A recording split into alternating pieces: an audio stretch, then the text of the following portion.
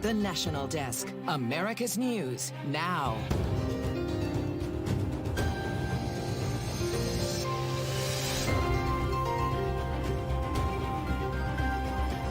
Well, I'm hoping that he focuses on the extraordinary job he's done as President of the United States.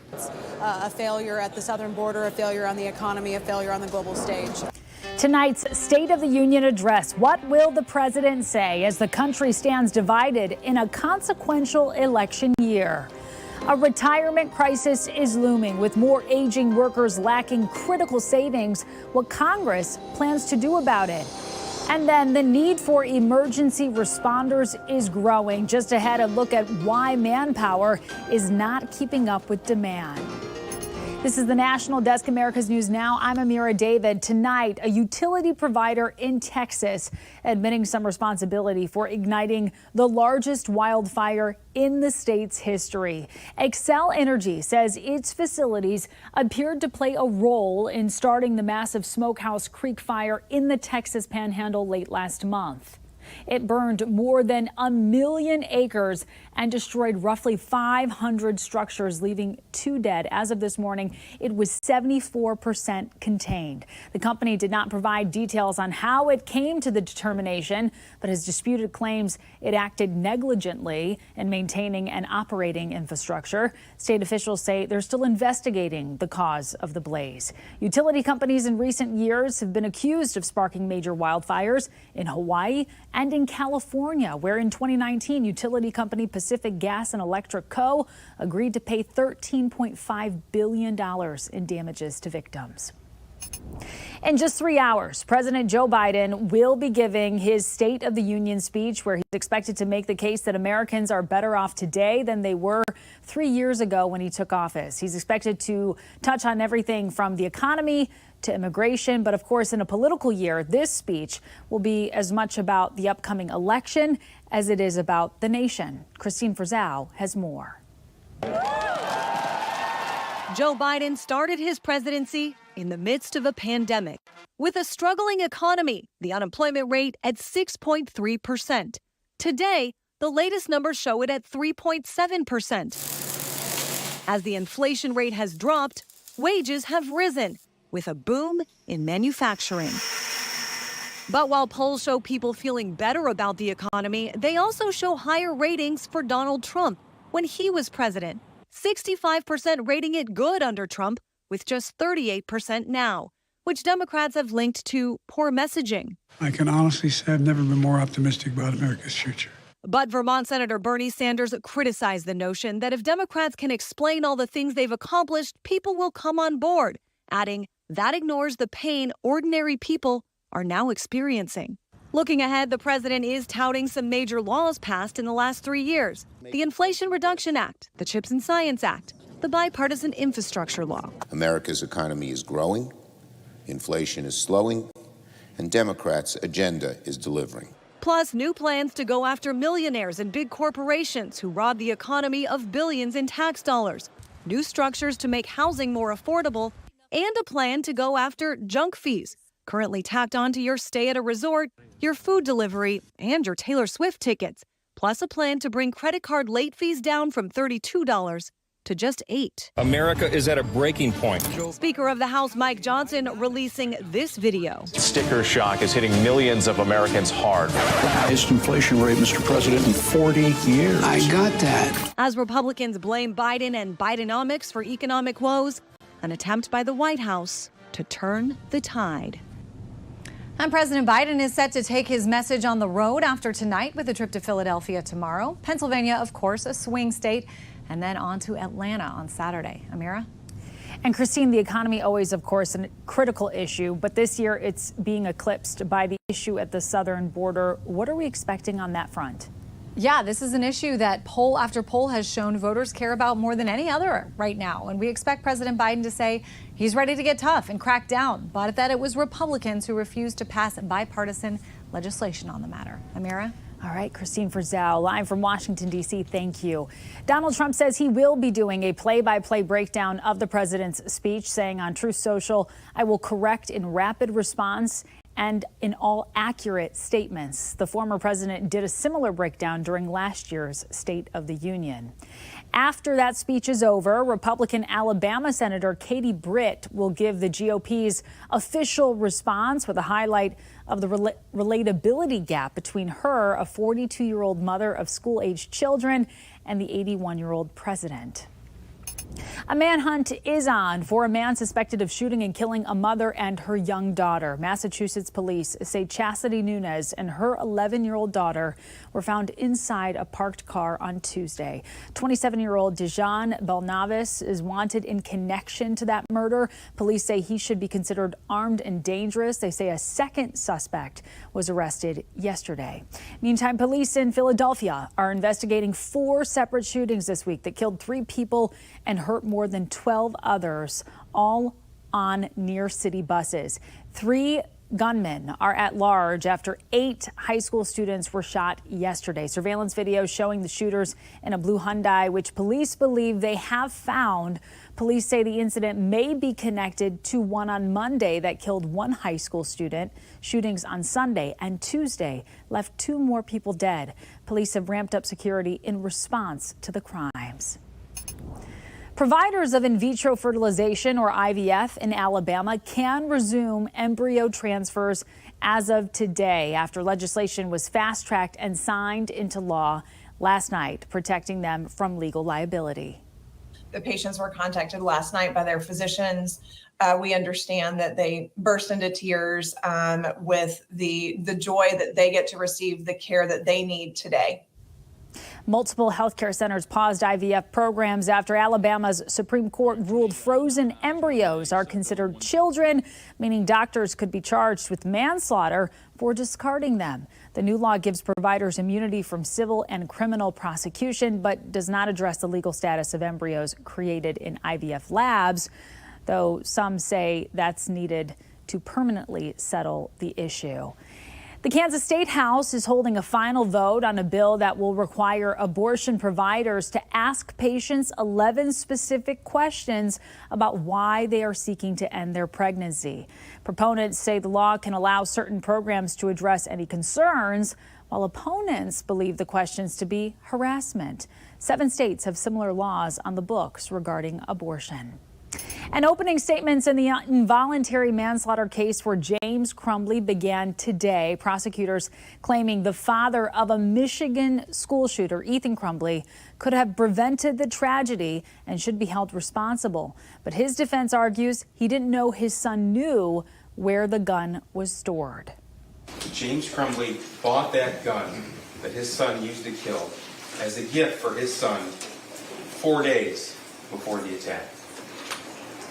James Crumbley failed to secure that gun in a way to prevent his son from accessing it. James Crumbley was not aware that his son had access to that firearm. You will hear testimony that access was not allowed. Ethan Crumbley shot and killed 4 students at Oxford High School in 2021 and is now serving life in prison for murder and terrorism. Ethan's mother, Jennifer Crumbley, was found guilty of manslaughter last month. Well, Hamas says talks to establish a ceasefire in the Gaza Strip will resume next week. It comes after Egyptian officials reportedly said negotiations were at a standstill. A Hamas spokesperson says Israel, quote, refuses to commit to and give guarantees regarding a ceasefire. The U.S. insists Israel has already accepted the broad terms of a pause while Hamas is holding out. Negotiators had hoped to establish a ceasefire before the Muslim holy month of Ramadan, which begins on March 10th.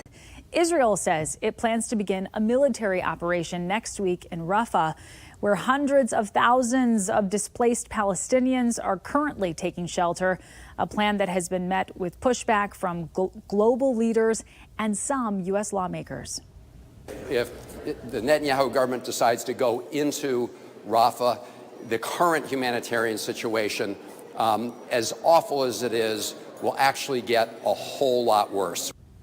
As ceasefire talks stall, a new U.S. commitment of getting more desperately needed aid into Gaza. President Biden expected to announce tonight in his State of the Union that the U.S. military will help establish a temporary port on the Gaza coast to increase the flow of aid. And it follows a third airdrop by the United States and their transport planes over Gaza in just the last week, bringing the total of rations dropped over Gaza to nearly 113,000, though it still pales in relation to what is needed for a population now on the brink of starvation, experiencing a famine. Several reports just this week of children dying from nutrient deficiencies and dehydration. The port is meant to allow more shipments of food, medicine, and other essentials. It is the dire humanitarian crisis that's garnering immense pressure from some in the Democratic Party to call for a ceasefire in the Israel-Hamas war. National correspondent Atral Nashar reports on the concerns about it following Biden through the election. He's been a legendary voice in Democratic politics for decades. Now, James Carville has another blunt message for President Biden.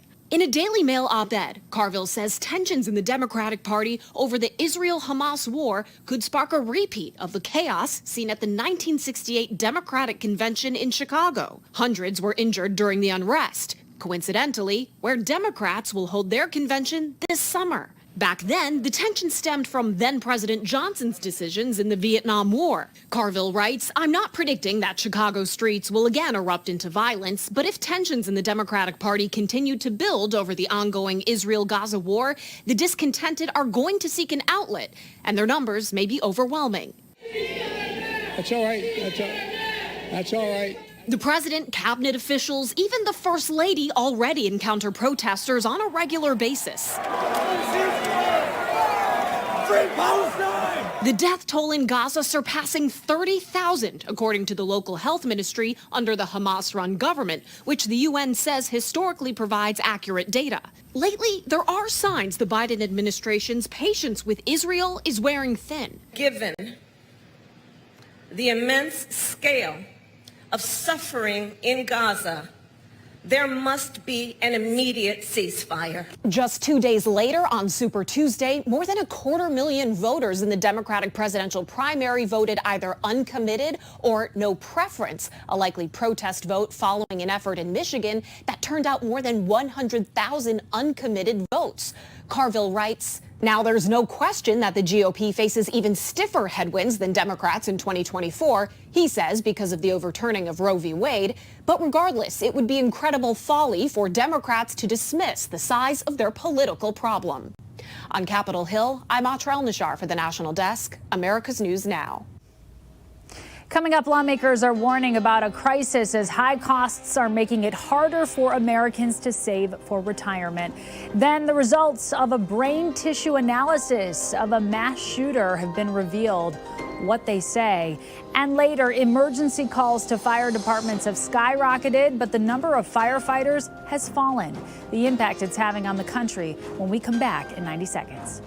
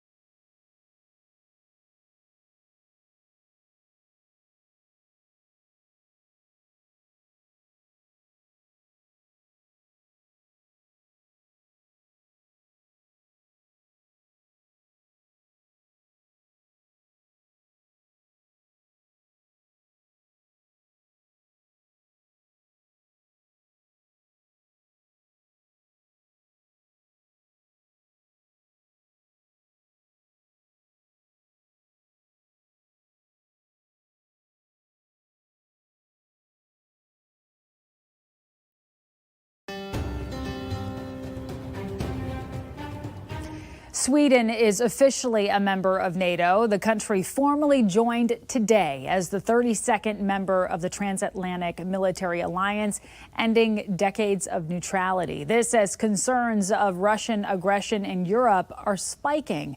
The Swedish Prime Minister and the U.S. Secretary of State Antony Blinken presided over a ceremony today commemorating the occasion.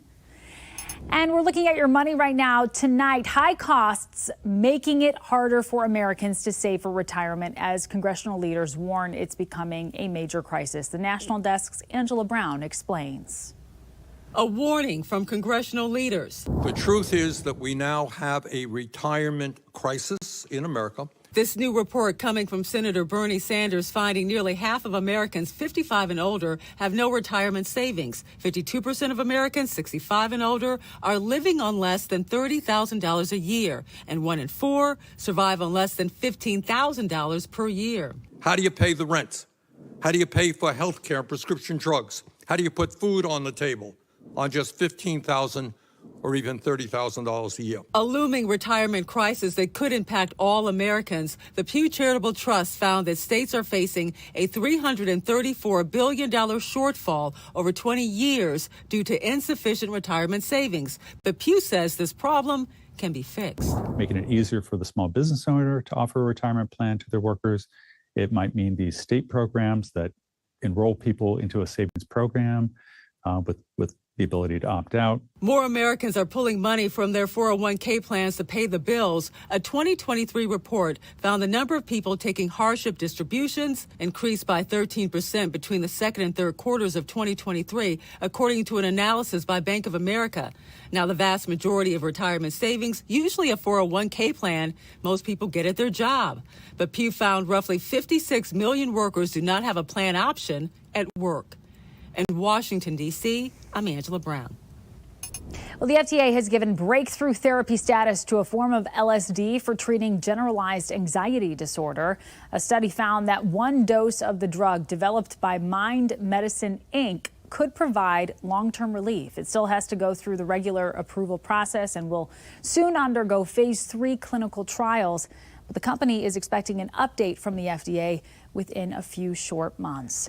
The Army reservist who shot and killed 18 people in Maine last year had traumatic brain injuries. That's according to a Boston University brain tissue analysis that shows 40-year-old Robert Card's brain had nerve fiber degeneration, inflammation, and a small blood vessel injury. Card was an instructor at an Army hand grenade training range where he was exposed to repeated low-level blasts. We have reporters all across the country in your neighborhoods covering the issues that matter most to you. We're taking the pulse of America. Virginia lawmakers are considering legislation to better inform parents about student overdoses. If they don't send the bill to Governor Glenn Youngkin's desk this week, it may not get signed into law. The bill is based on an executive order Youngkin signed last year after parents were not notified about several overdoses at Parkview High School. These are serious overdoses, and I'm very concerned that parents weren't notified. The executive order requires schools to notify communities within 24 hours of suspected overdoses. The bill currently on the table modifies that to instead require the Board of Education to make model action plans for notifications. The state Senate, as of Wednesday, has not formally adopted the bill. Senator Linda Stewart sponsored the bill titled An Act Relating to Retention of Sexual Offense Evidence to give victims of sexual assault and rape more time to come forward. It's just going to help these victims in the long run be able to know that at some point they can come forward and when they're comfortable. And that's the most important thing. Sometimes it's a little too much for them to do it all at one time.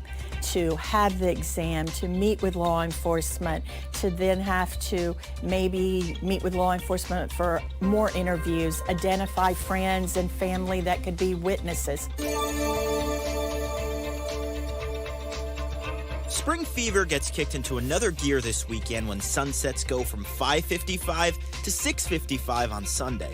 While most welcome the change and view it as merely a minor inconvenience, for our bodies, it could actually be much more. So we have a central clock in the brain, and that keeps all of your body clocks aligned. A sudden shift in your light-dark cycle, then there's all of a sudden misalignment. It's our circadian rhythm that is thrown off, or our inner clock of biological processes that happen around the same time each day. So doctors recommend slowly weaning your body into it. Coming up, our team investigates a serious firefighter shortage that's placing communities at real risk. We'll be right back.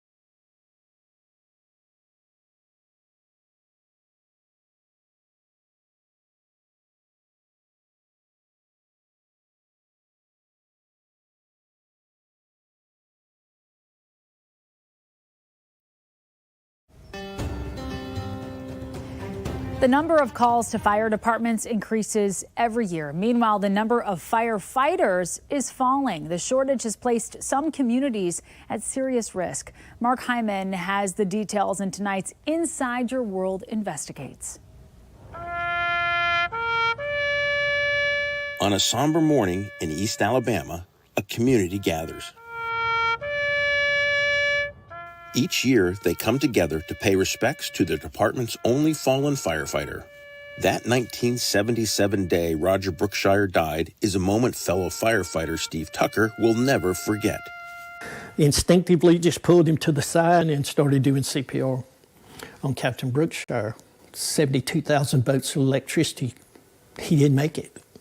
It's a solemn day for you, isn't it? Worst day of my life. Complicating matters for an already dangerous profession, the fire service is facing its greatest personnel shortage in the modern era. In the past 4 decades, the U.S. population has increased more than 40%. The number of emergency calls has tripled, but volunteer firefighters have fallen by a quarter, about 200,000 fewer today. This matters because 2/3 of all firefighters are volunteers. In most of rural America, it is only volunteers that will answer the call, unless there are no volunteers. Behind me on this lot stood a house that caught fire one day. It could have been contained, but it wasn't. It burned to the ground. No firefighters ever responded. And here's the really crazy part. The firehouse is across the street. In the Maryland suburbs, Tricia Wolford knows full well the challenges faced by rural America. She is an officer with the International Association of Fire Chiefs. She is also the chief in Anne Arundel County, Maryland, among the nation's largest departments. She told Inside Your World the firefighter shortage in some communities has reached crisis levels. Gone are the days of us looking at thousands of recruits and saying, well, you need us. Wait in line and we'll get to you. There is no longer an army of applicants waiting to join. Some volunteer fire stations have closed for good. Are we in difficult times? We are. I would say we are, absolutely. Industry data shows 85% of career firefighters are white or Hispanic. 96% are male. It's believed volunteer numbers are similar. So the fire service is recruiting underrepresented communities to fill vacancies to become the next generation of firefighters. Chief Wolford shared with us an opening line to encourage young adults to consider the fire service. It is simple and direct. Have you ever saved a life? So come and give it a shot. If you don't like it, you can leave, For Inside Your World Investigates, I'm Mark Hyman in Plainview, Alabama. A former champion versus a social media star? Where and when you can watch what may just be the best boxing showdown of the year in a very unexpected matchup. We'll be right back.